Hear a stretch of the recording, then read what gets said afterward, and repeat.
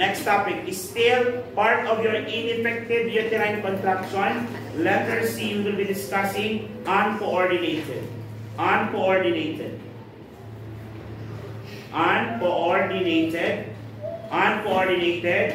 uterine contractions. When we talk about contractions, guys, nagko-contract ang isang muscle because of electrical activity. So let's have a quick discussion of the anatomy on how does muscle contracts. Okay? Muscle contracts because of electrical activity. We call that as electrical impulses. Electrical impulses, especially in muscles, is produced by your body's pacemaker. So pag sinabi natin pacemaker, parang siya po yung pinakabaterya ng muscle to produce electrical activities. Kuryente. So from one point to another, so yung pacemaker mo will send electrical activity to another point, and that would signal the contraction. If we try to relate it, for example, sa ating puso, your heart has 3 pacemakers. We have the SA node, AV node, and the Purkinje of fiber. Each of these can produce their own electrical impulses. Each impulses corresponds what? Muscle contraction. So same thing sa inyong uterus, mga babae, meron din kayong multiple electrical impulses. Commonly yan, nag-start dun sa area, pundus, kasi dun mag-start yung push, then ipupush niya to another area, then ipupush niya to another area, para nasasabit ang contraction from the upper to lower part. Are we clear so far? Yes, that would aid now in the expulsion of the fetus. Now, the coordination should be like this. Example lang ha, from top, it should pass down here. So yung electrical activity sana from here to this, then from this area to this area. Ang nangyayari sa uncoordinated contraction is that pacemaker on the bottom part may trigger the impulse, tapos ipasa niya doon, tapos biglang pumupunta doon, pumunta doon. So nagkakaroon ng disruption in the electrical flow because of uncoordinated uterine impulses that causes now contractions. Sabi ko kanina, impulses equals contraction. So kung uncoordinated ang electrical impulses, expect that the contraction is also uncoordinated. So labo-labo, walang pattern ng contraction. Ibig na mag-push tayo dito, mag-contract, dito nagpo-contract, imbis na lumabas si baby, hindi makalabas. Because this area is constricted or compressed or contracted. Kaya hindi siya makadaan. Are we clear? That is the simplest way on how to explain what uncoordinated contraction is. Okay? So ilagay natin dito, according to definition ng ating module ng book, there is more than one pacemaker. Again, pag sinabi natin pacemaker, nasabi ko kanina, yan ba yung sources ng electrical impulse? Yes. There is more than one pacemaker initiating the contraction. So, dapat meron na tayong specific pacemaker na nag-initiate ng contraction. In this case, there is more than one pacemaker initiating it. Are we clear so far? Yes. Nasaan ang pacemaker? In what layer of your uterus? Endo, mayo, or epe? Myometrium. Ibig sabihin, the muscular part of the uterus. Okay? So, nandun yung pacemaker. Now, what is the other name? O other name, ilagay mo po dyan. Other name of your uncoordinated uterine contraction, we also call this as your ineffective contractions. Ineffective contractions. So ano naman dito? May contraction but there is lack of rhythm.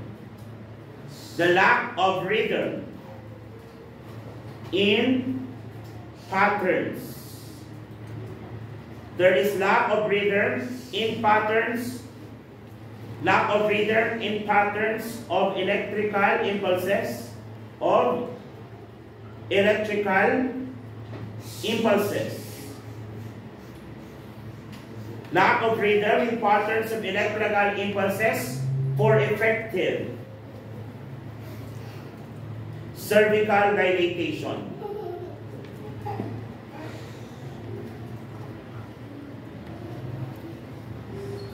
So there is lack of rhythm in patterns of electrical impulses for effective, should I say, for effective cervical dilatation.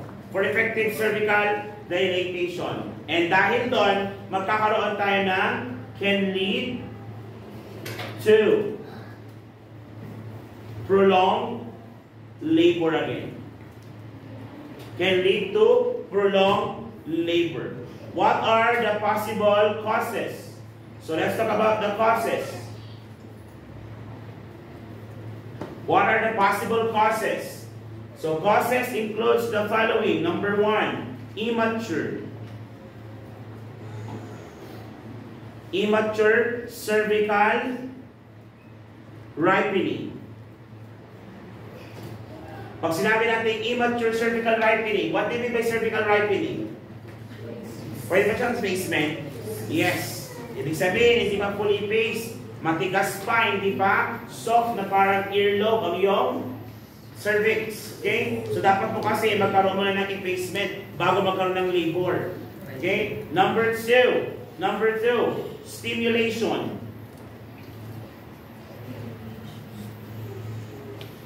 Ano ibig sabihin ng insufficient stimulation? Pakibel na yan. Insufficient stimulation. Insufficient stimulation.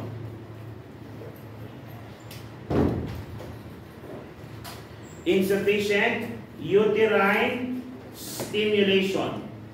So what do you think is happening here? What stimulates your uterus to contract? What stimulates? What hormone? Oxytocin. Ibig sabihin, there is insufficient oxytocin. Possible cause pa rin yan. Number 3, position of the baby.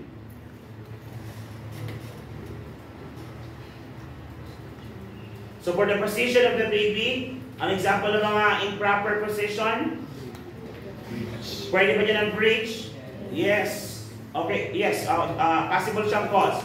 Your breach on your CPD. What is CPD? Cephalopelvic disproportion. Then we have your breach. Number 4. Ano pa po? Psychological stress. Psychological stress. What else? Number 5.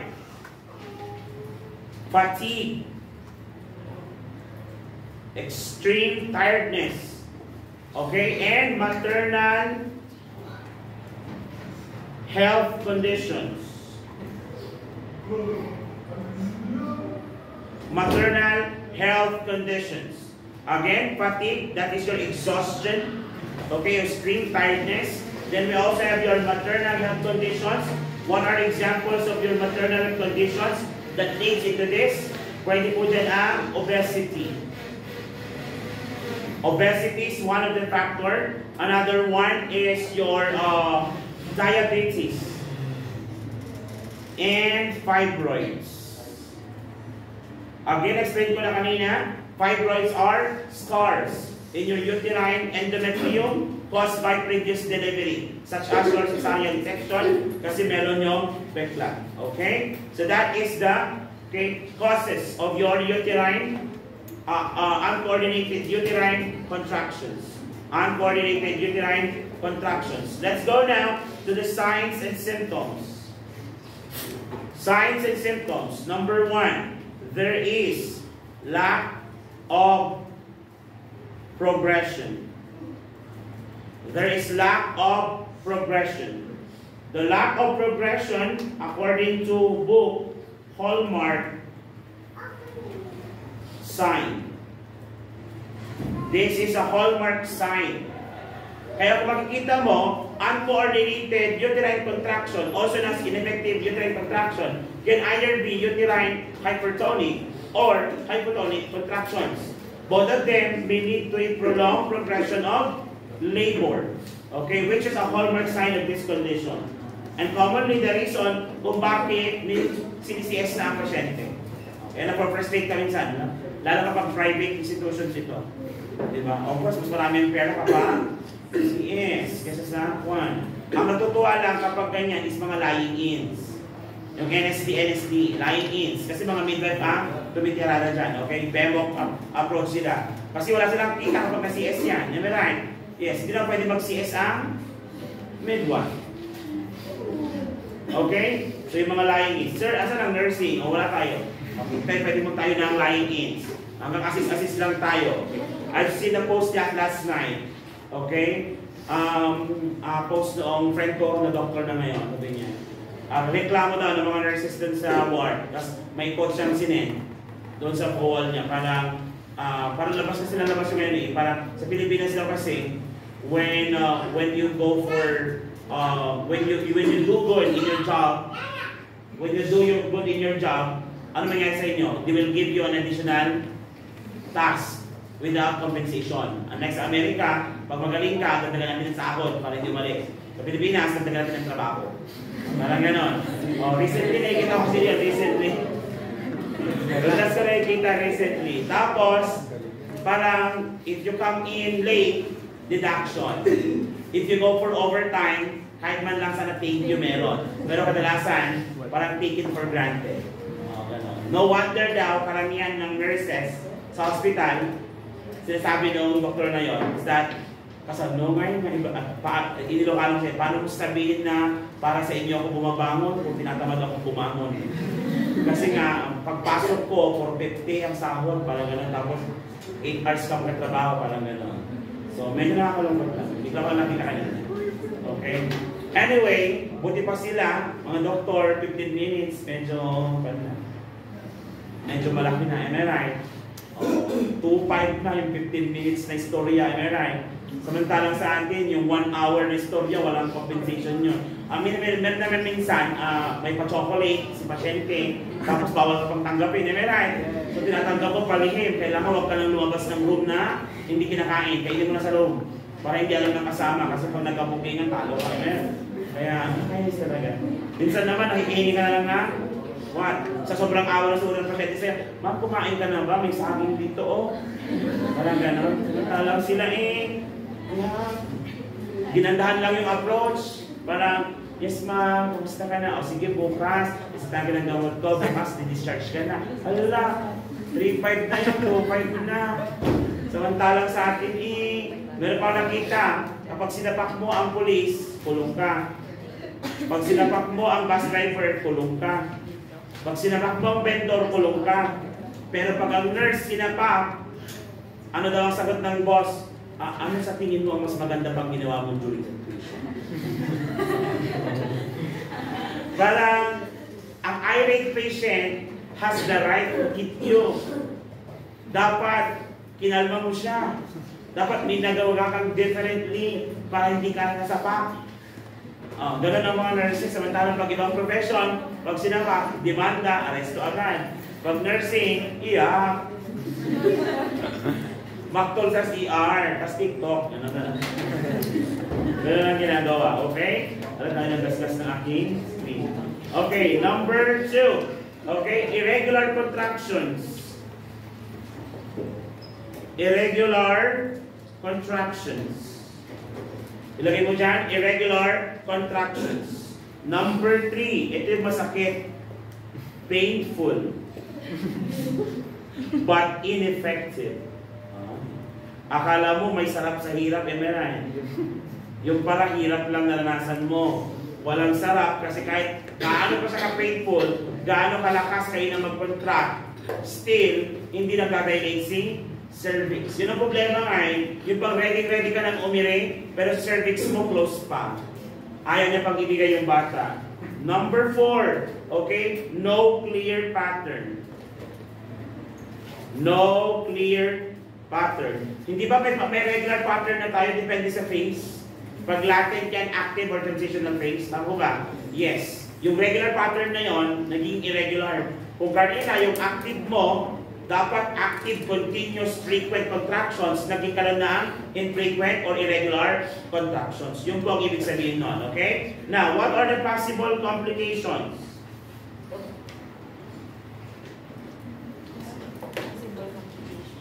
As you can see, I take time to discuss the complications kasi ito yung mga common na lumalabas yung mga exams, questions. Dito sila naka-direct, not only to local but also to international exams. Yung mga complications. Kaya nga, before pa magkaroon ng complications, we're actually managing the conditions. Kaya nga, instead of having uterine rupture kapag may hypertonic contractions, ano kayo mo? CS mo na lang. Kasi nga, kesa mawasak yung buong uterus, edges pa yon, yung kanyang pagkapulit is wedgie. Kung si wedgie, alam mo yung parang nasugat ka, nasa dapa, o hindi mo siya pwedeng tahiin, ang hirap tahiin kasi yung edges niya is sali-saliwa. Okay, kaya kung tatahi ka, pa ganyan. Susundan mo pa. Unlike pag CS yan, straight cut o tahi, diretso din. So kung nagpahirapan ang sarili mo, ganoon din naman, kailangan mo ilabas ang bata. Okay, kaya may pwede naman minsan ng mga doktor na, CS talaga. Kaysa marigatan ka pa. 1 point up, 2. After ka na, Charles. Diba? Okay. Hindi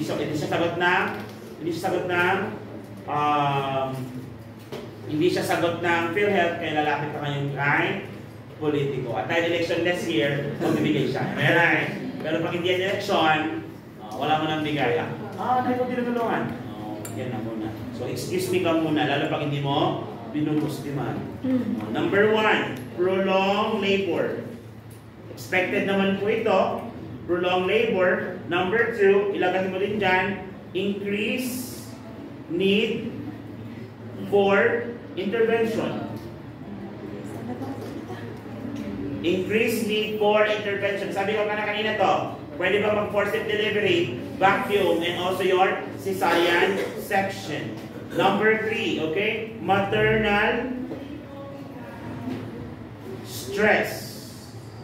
Maternal excess, stress, and exhaustion.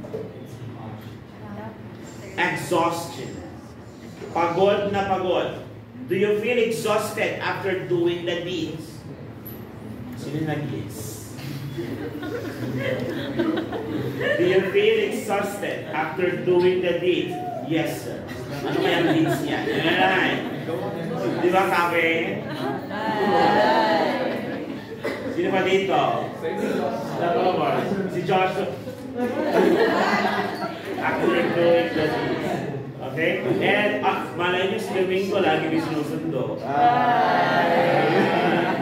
Ang klase niya natapos ng alas 12 pero nandito lang din alas 5 yan. Girls, may sumusundo ba ng ganun sa inyo? Wala. Kaya ko naman. I'm a strong independent women. Anong tawag dyan? Compensation. Nagra-rationale na lang. Okay. Hala, mag-jowa ka na daw. And next, increase risk for infection. I think I no longer need to explain this. Na-explain ko na kanina. Okay? The increased risk for infection. The increased risk for infection. Especially if the amniotic sac is already been ruptured. Are we clear? Yes. Next tayo. Management. We're almost done. Okay? Management. Number 1. Okay? Pag meron tayong problem with oxytocin, so pwede tayo magkaroon na adjustment with oxytocin. Pero kapag napaunayan natin that the contraction is weak, then we could do your oxytocin augmentation.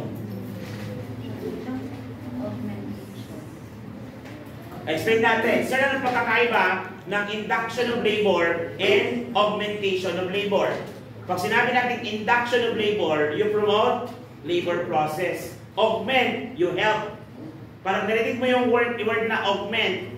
Okay, augmented treatment. Sabihin, may dinagdag na treatment on top of the regular treatment.